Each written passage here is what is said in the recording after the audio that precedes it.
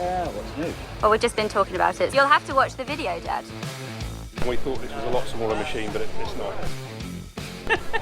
Who is it for? Who is it not for?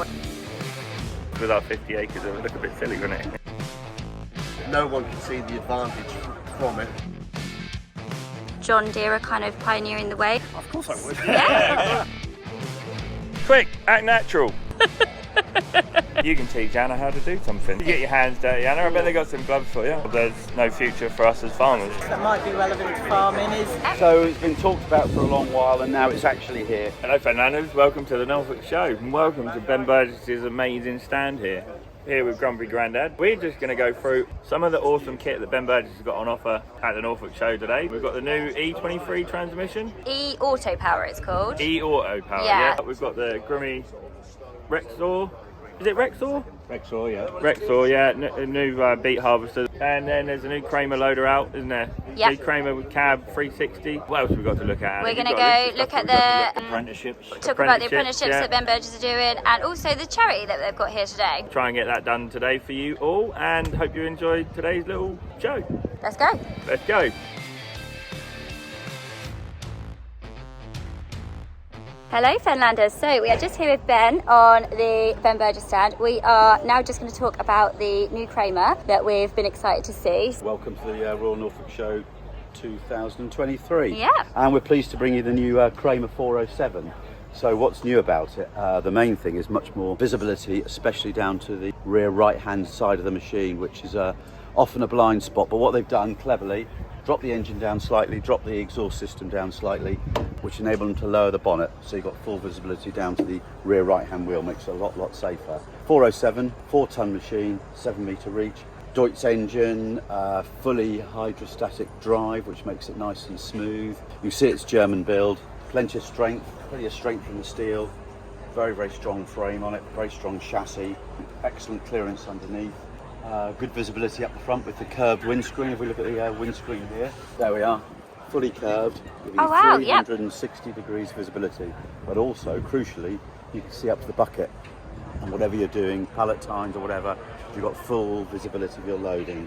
Plenty of cooling, automatic cooling package on there that keeps the radiator clean and reverses the fan, which is nice. Brilliant lighting on here, LED lighting, full lighting package all the way around, so at night, or if you're in buildings, you've got excellent visibility in the dark. Also nice and clean under the boom, all fully enclosed, so if you do get straw or dirt down there, it keeps it nice and clean and keeps it away from the drivetrain, which is fantastic.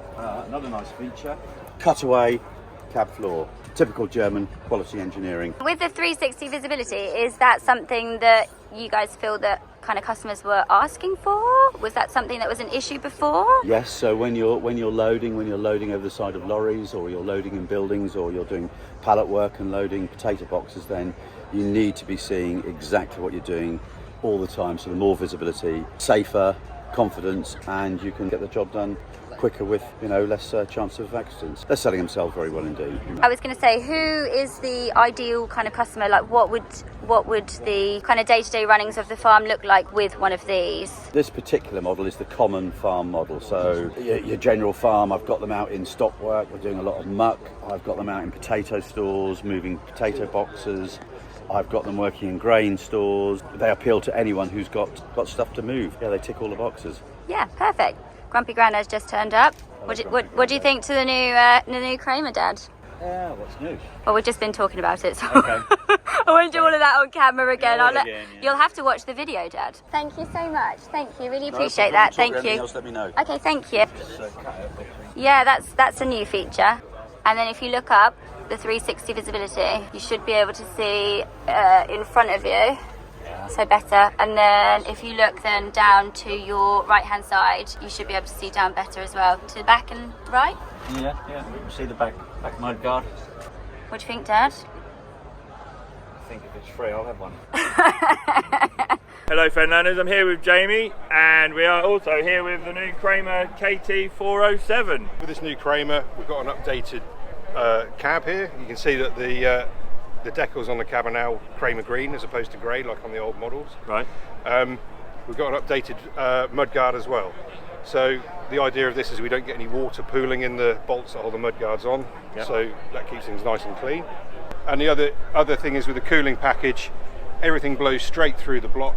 We've got a belly pan underneath, so we get no dust coming out the bottom. So if you're in a grain store, you're not going to stir up your dust. It's literally going to take the air straight through the bonnet. Yeah. You can flip the bonnet and the radiator literally just pulls out on a slide. That's handy. No nuts or bolts to undo. Just slide it out, you can blow it out, put it back in, Yeah. and away you go. And it does have a reversing fan on it as well. So any dust or muck, press the button, and it'll clear out any rubbish. Awesome. Yeah. So, yeah. Yeah, everything else, engine-wise and stuff, is all the same. Engine-wise, still the Deutz, 135 horsepower. Yeah, everything's still the same. It's just a lot more compact bonnet. Yeah. It actually looks like a smaller machine. We've does, had two yeah. parked next to each other, Yeah. and we thought this was a lot smaller machine, but it's not. So yeah, thank you very much, Jamie. It's all right. Yeah. You got any dance moves you want to show us, Jamie? There we go, that's it. So we've got Dancing Joe, Dancing Paul, Dancing Jamie. Jamie's in a band as well. Go and plug your band. We're called the Mecanos. Come and see us at a local beer festival soon. Yeah. So that's awesome. Thank you, Jamie. All right, no worries. Cheers.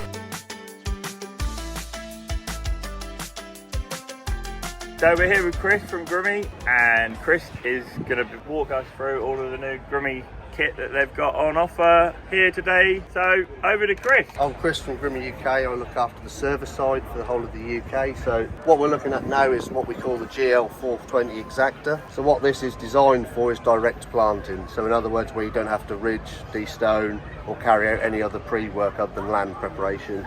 So what you have underneath is a GR 360, which is just your rotary tiller.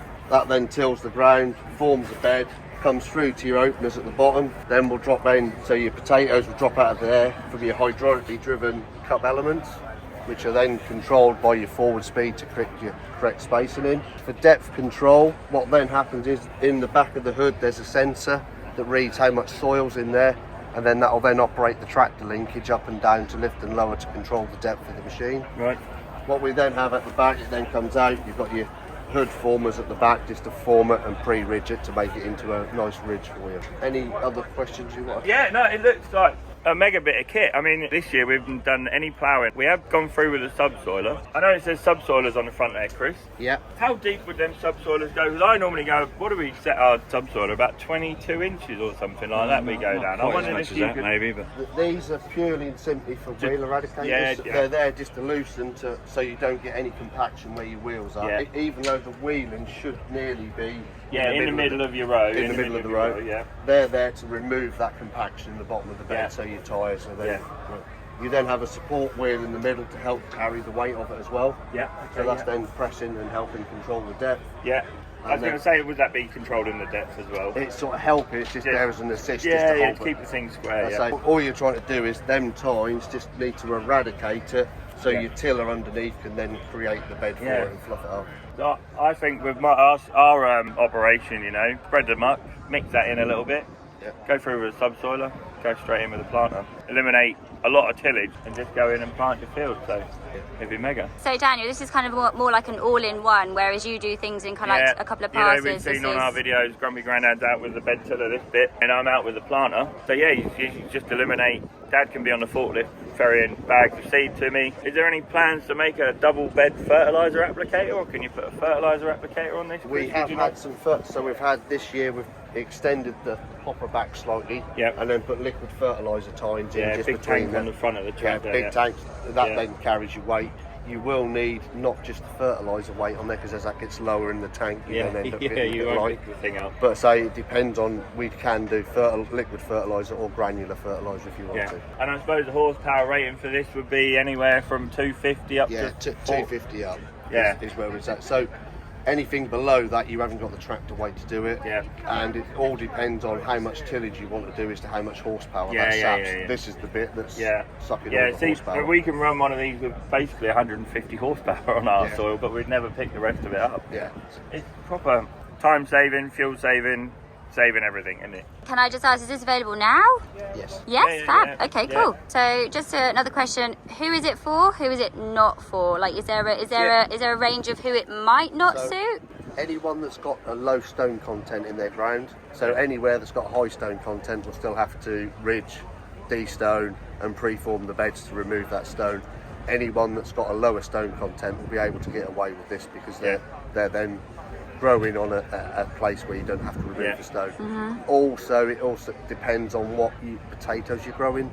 So if you're on a main crop potato or baker, so your web size is slightly bigger, you can get away with smaller stone in the bed, so you can get away with it on that side as well. So. And I'd imagine, Anna, it would be aimed at someone with 300 to 500 acres plus, you know, like, yeah, anywhere from 250 acres upwards, really. Anyone like growing them sort of acres upwards, like for us with our 50 acres, it would look a bit silly, wouldn't it? Yeah. I'd be done in an afternoon. You tied it down the road like this?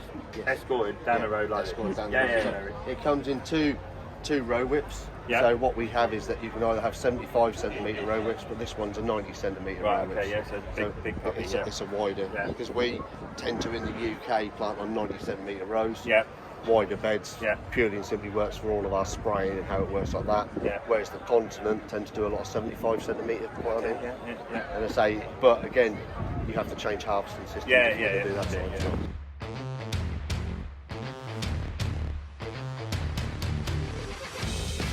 So what are we stood in front of, Daniel? We're stood in front of the Rexor 620, 620. new sugar beet harvester.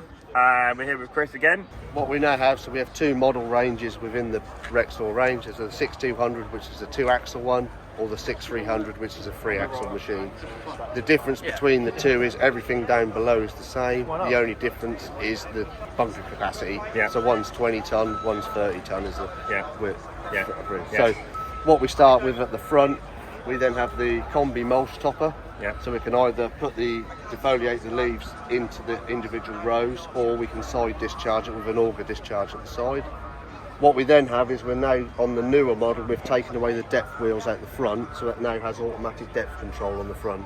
So the arms then control it to keep a constant depth of the bed in front. As we move back, we've then got the scalpers behind it with your knives at the back, so that's just purely there just to take the last little bit of top off. Yeah. And at the moment, you want to keep that as minimal as possible for the sugar beets. So Yes. as we come backwards, this is what we now call the new MRV header. Okay. So what we've done is we've now changed the header. So what we can now do is that unit there, which is the walking share unit, we can then take that front bit off and put open wheels in. So we do two different types of machine, Yeah. the open wheels or walking share. Yeah. They're two completely different headers before. This one will now mean that we can mix and match a little bit more. What then in terms, so you've got your driven walking shares that just oscillate and pick the beet up and flop them on. Then what we then have is we've now increased it to a 7 roller bed. So the one before was a 6 roller bed table. We've now put 7 rollers in to increase. Even more cleaning. Yeah, a bit more cleaning inside it. What's also happened is the chassis has now gone away from a main frame in the middle to external frame to give the operator a lot more visibility in the roller bed so he sees what's going on. Can I ask, with the extra cleaning, are you finding that that's saving kind of more time with, I mean, I don't know. Bung ups and stuff. Yeah. What you're now getting is Clean loader. you're getting increased output because you can then in certain conditions increase your forward speed because you have more cleaning, and then in heavier conditions you've got that capacity to be able to extract a little bit more.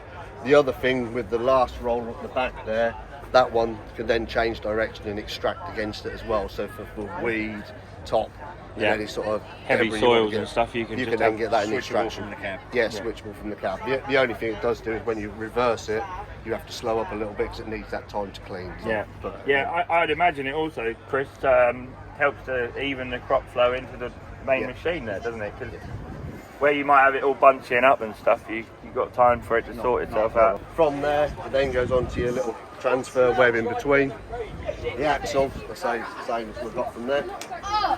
So you've then got a transfer web in there, which is then speed driven from the cab, also can control your forward speed of your machine, and then also has an auto reverse function, so if that sees over pressure, that'll then reverse to try and unjam itself or unblock. From there it then drops onto the first turbine here, so the flow of the machine goes round first, second and third, so it works in an S shape. First turbine's 1700 in diameter, and the back two are 1500 in I was going diameter. to say, that is a massive turbine. I think that's a lot bigger than anything else. Sorry. That's all right, don't worry. So what you then have here, you then have hydraulic speed adjustment of turbine 1, Yeah. and then 2 and 3 are linked together. Yeah. Then what you also have is hydraulic gated height adjustment. on one, and then 2 and 3 are linked together again. So all you're doing is opening the gap between the turbines In there, yeah. and there. So all you're doing is allowing stuff to flow out underneath, and you open them as wide as you can without losing sugar beet out the side of it. Yeah, without throwing anything out. Yeah. You then have the options. So that you have the bar gate, which is this one, which is your bar gate going round, or you can have what we call pigtails or spring tines. Yeah. And they're just loads of little tines for greater extraction in heavier conditions. Okay. So you can have that option on either of them. Awesome. Alright. As you come back from there, you then have your ring elevator here, which then all that's doing is feeding up into the tank. You then have your 20-ton hopper, which is then feeding, fills the front, then to the back, and then unloading elevator. One question, Yeah. Chris. Does that shake the beet as it goes up, or is No. that just purely just to get more beet in It's there? purely for capacity increase. Yeah, no worries. I've seen things like that on potato harvesters. Obviously, that sometimes. Yeah, so all it's to do is that when it sits at the bottom here, it then drops down and allows a little bit of a pocket, so it allows us to put more capacity in, Yeah. which then allows us to run the ring elevator slightly slower. Yeah. What we then have, you've got your 2 axles, front and back, so then what you then have at the front, you'll have a set of beet feeders which will steer the rear axle, and then the walking shares will then steer the front axle to make sure that that drives and follows the rows and tries to pick up everything it can. Yeah. What it'll also do is do what we call overdrive. Yeah. So it will then run at an angle, so the front wheels are there and the back wheels are positioned over there to spread the weight of the machine across the wider period to allow less ground compaction and stuff like that. The little wheels in there are purely and simply for transport down the road for axle weight for European law. So all it is, when you go down the road, they'll then come down, apply a little bit of pressure down the road and away you go. Oh, really? So another thing, we are now 40k down the road as well. Right. So we're legal to do that, so that's quite a good thing we've got. We then, at the back, you then have your Mercedes-Benz engine in there, which is about 635 horsepower off the top of my head. Then all that's doing is driving a set of a gearbox with 4 pumps, or a set of 4 drive pump lines. Yeah. So everything is hydraulically driven on our machine. So And everything's got its own separate pump, like the toppers and the So front, we the front, the drive. yeah, so what we do is we have 3 pumps for wheel drive down the road. When we go into field mode, the second one of the pumps gets taken out and then drives the topper, which then in turn drives the roller bed and stuff like that. Okay, cool. Then we have individual pumps for separate functions, depending on, there's a lot in there. There's a lot going on in there, isn't there? Yeah. So, but all we have is hydraulic drives. There's no PTO shafts or gearboxes. Each wheel has its own hydraulic motor onto its final drive. Yeah. And go from there. Does it weigh as it stands? But they're round about 25 tonne for a 6200 and about 30 tonne for a 6300. Yeah. And then you're looking, so fully laden 60 tonne and 50 tonne. We used to do what we called the Maxtron before, which was that had the tracks at the front, rear axle, but it was different style of lifting to what everyone's used to in the UK. So like no turbines, it had a roller bed inside. Okay. And it took a lot. It Couldn't done a trade really- people to bow, huh? Yeah. No, done a Because it really was good different. job. It was different. We could get a lot of tap root into the tank that no one else ever could. So the tap root's the right bottom bit of your sugar beet. We could get all of that in the tank, but then it got knocked off by the clean loader when it got loaded into a lorry anyway. So no one could see the advantage from it, but it was for ground compaction. Yeah, I've seen there's a few in the UK, and they're popular on the continent. Actually. Yeah. When will this one be available? So this is available. So we demoed it this year with sales for this lifting campaign. I think that's everything. Yeah. Related, isn't it? So I Amazing. can't thank Chris enough. Yeah, thank you so much. And take your hand. Thank you very much. Thank And, you. Your job as salesman. We'll move on.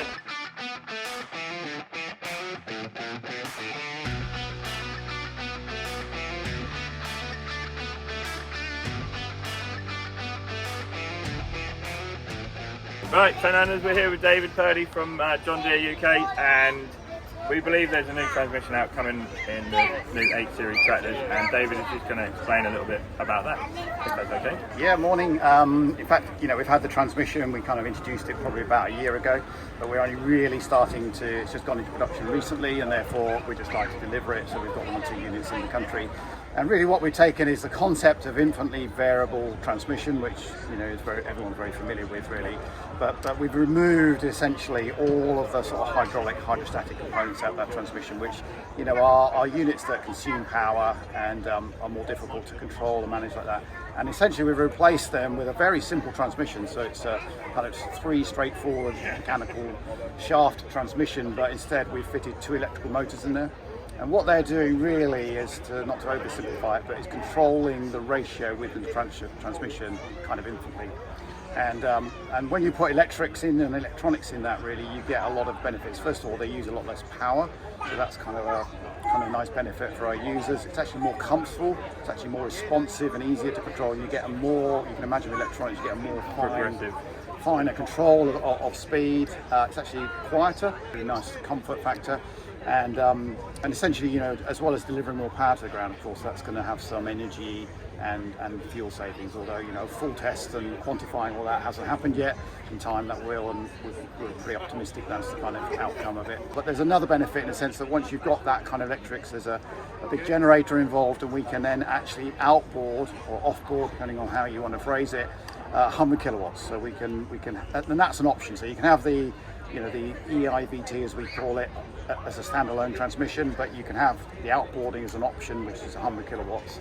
And we see in the future that power being, that electrical power being able to, today we can power up a slurry spreader, for example, so those axles become driven, so that stops these things sinking in the ground and causing more damage to our very important soils. But other implements in time will become more kind of electronic, will get away from PTO shafts, hydraulic drive and things like that. And so we see outboarding or offboarding, however you want to define it, being a Have you driven the two transmissions side by side? Yeah, we've done some tests in the UK just to look at how that might deliver power to the ground more effectively, and I think we can already see that this new transmission is more effective at delivering power.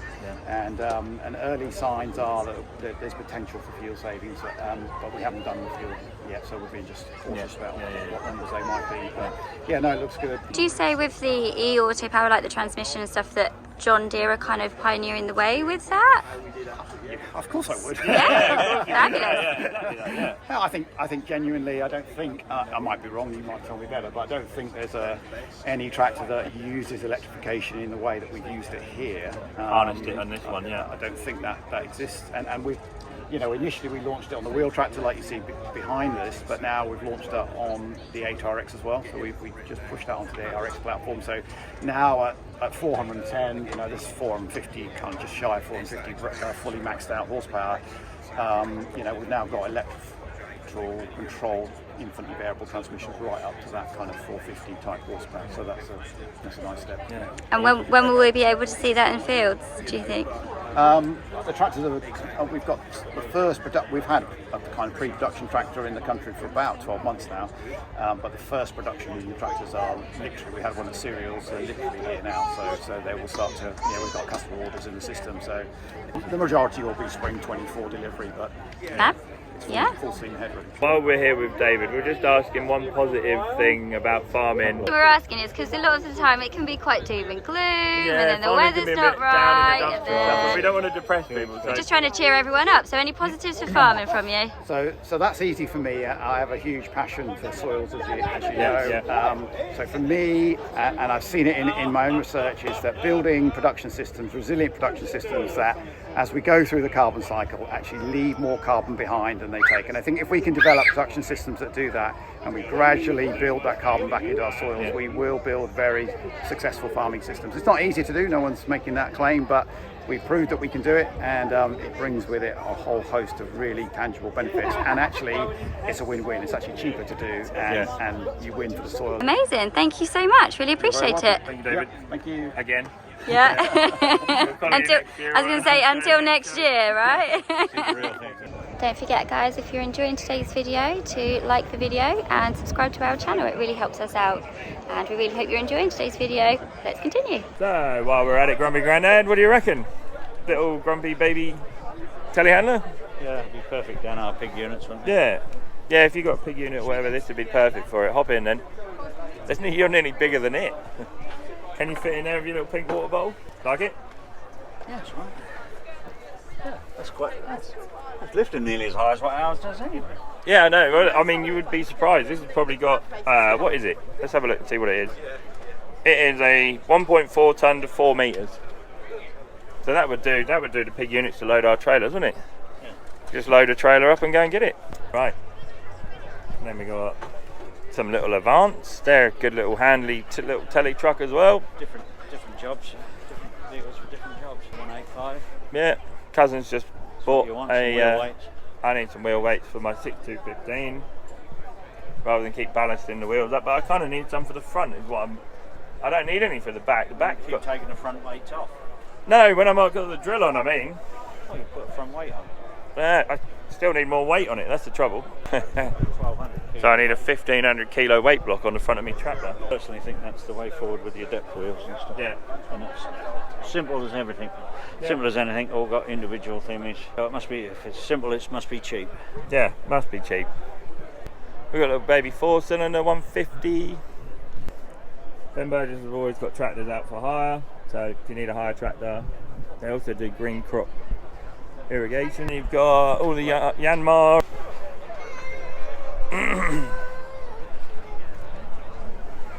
All the lawnmowers and ground care and stuff. This is where all the little kids and stuff. You alright?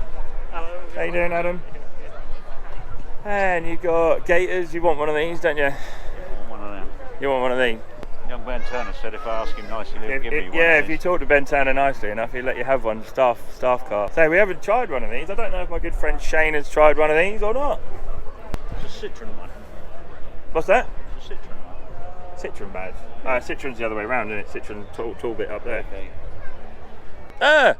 Quick, act natural.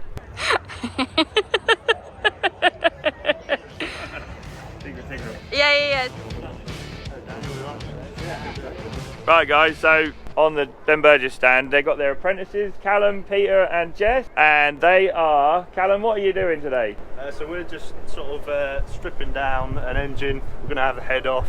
So Right. it basically shows what sort of thing we do Yeah. when we're in the workshop, and basically giving people a bit of an idea of what an apprenticeship is like. Maybe sort of explain what we do. Yeah, How it that's works. mega. You can teach Anna how to do something. You get your hands dirty, Anna. I bet they got some gloves for you. I mean, I don't know if I fancy getting dirty. Maybe they could just teach me something about Yeah, okay, yeah, go on then. What is this? So It looks like something you put a bit of glass on and it's a coffee table. So this is the valves. One's exhaust and one's intake. Yeah. And basically we have these push rod arms, Yeah.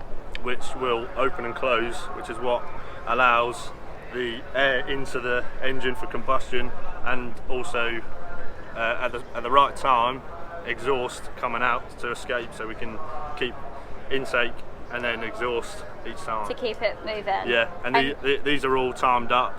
We have to set the clearances. Obviously we've got this loose at the minute, but we have to set the clearances to make sure that they open at the right time and the right distances, so that they don't collide with the piston, that sort of thing. Without youngsters like yourselves coming into the job, there's no future for us as farmers, because how are we going to get stuff looked after, you know? So. And also it's really cool to see a woman on the Yeah, job. so well done, Jeff. And have any of you got any dance moves you want to show us on camera? Maybe later, we might catch it. Are you going to go in the Stockman's bar later, and then you get your dance moves out after that? That's it. Okay, thank you guys so much. Really appreciate it. Good luck with your strip down. And can't thank you all enough. You're not nervous on camera at all, none of you. You all done really good. I appreciate every minute of it. Thank you. And I learned something. And Anna learned something, yeah.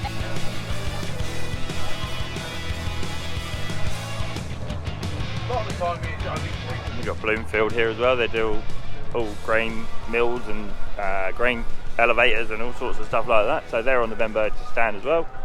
So Bo didn't want to be on camera. So hello, Chris.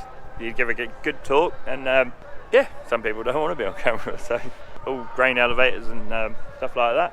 Mills, grain elevators, all transference systems and stuff. All new grain stores and dryers and all sorts of stuff like that. So the whole shebang when it comes to grain handling. What's been your favourite bit of the Ben Burgess stand? My favourite bit has been seeing the apprentices. There's 3 apprentices here. One's just passed his test, and one's now about to do his test, and the other one's on her first year. So thanks to them guys, they've done a really sterling job, and they're sitting here stripping an engine down. So if you want to know how engine works, come here next year and see it. Cheers guys. Because I'm online all the time. So Daniel, you are here with Rachel. We're also with Ellie and Dave here. So these guys are here as well. Now going to just tell us a little bit about her charity. Yeah, so Able to Be was set up by myself. I'm an orthopaedic surgeon working with kids and adults with disabilities, and also John Thaxton, who's a former British European boxing champion from Norfolk. What I recognised was that my surgery could make a tiny difference to people if they hadn't got the opportunity to build on strength, endurance, build their self-confidence, but also work inclusively with the general public and society to really understand disability and not have a sort of preconceived idea of what someone can do.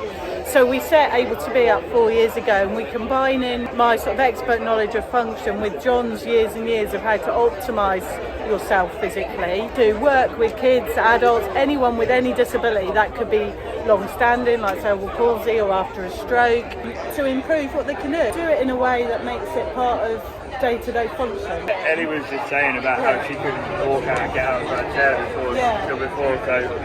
Yeah, no, and she's got much more control of her movement, hasn't you? Yeah. And because of that, her level of independence has gone up, which means she benefits, but her family around her benefit because she's more independent, but society does, both financially and as a whole. How can our audience find out about you guys? Are you on social media, so website? We've got a website which is www.abletobe.co.uk. We're on Facebook and Instagram as well. We post on there all the time stories, and we also got a YouTube channel that's got very short videos of our some of our stories and successes to get a better understanding of what we do. We do within business that might be relevant to farming is we can advise with inclusivity. Bringing people into the workplace with disabilities isn't just about making the building appropriate and the doors.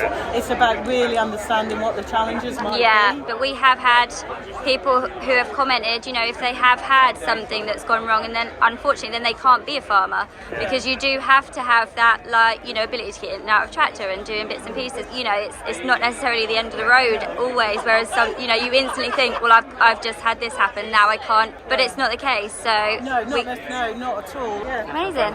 Thank you guys so much. We really appreciate it. And yeah, we'll put a link in our description of where everyone can find you. Yeah, awesome. Thank you. Cheers, guys.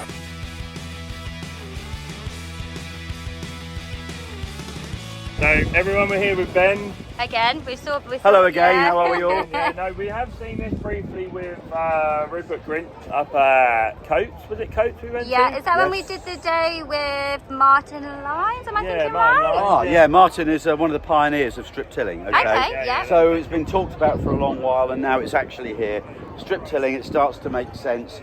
You only cultivate the land you actually need to plant in. So this cultivates about an 8-inch, whatever that is in new money, I don't know, and goes down about 12 inches. So it cultivates that to that depth, mixes it completely. But the bit in the middle is completely left alone, unconsolidated. So you use a lot less fuel, you're burning a lot less carbon, you're disturbing a lot less soil. So it's an easier pull, much easier pull. We've been drilling sugar beet behind it this year, and we've been drilling maize behind it, and it does exactly what it's meant to do. Cultivated, drill into it, use RTK on both the strip till and the drill, and you're accurate. You've got better moisture retention because you're not moving all the soil, less wearing metal because again you're not moving all the soil. Yeah. So it does what it's meant to do. Yeah, definitely. I mean, a farm near us has been using something like this. I don't know whether it's a Striger, Ben, but they'd had rubbish. Well, not rubbish, a cover crop up here, this tall. Yes. And now they've got maize coming through. Not only do you have less moisture, evaporation, you know, you have far more. Oh no, just as we're doing an interview, we get the mullet turn up. Sorry, Ben. It's got every benefit you can imagine. We're now far more min-chill than the plough hasn't even been used, Ben. So. No. This does the job. Yeah. It's amazing how it does work down in that constricted strip. It works really well. We always spread muck, so you could leave all your muck and stuff for evaporating the soil. Would be lovely, wouldn't it? Work it all in. Yeah, the sugar beet. It'd be interesting to see some trials that have been done with it. It's very interesting. Whether there's any, whether there's any gain in yield, but there's not going to be any loss in yield because there's no difference to a normal. So it's all work land where it goes in. So yeah. So strip tilling. Yeah. It's here. Thank you. Cool. Cheers. No problem. Cheers, guys. Thank you. Had a little tour around the Ben Burgess stand. What has been your favourite bit of machinery from the stand? Mine personally was the 4-row potato planter all-in-one and the strip tiller. Obviously, just money saving. One tractor does one operation. Thanks for watching, guys. Remember, get subscribing. Cheers, guys. Cheers, guys.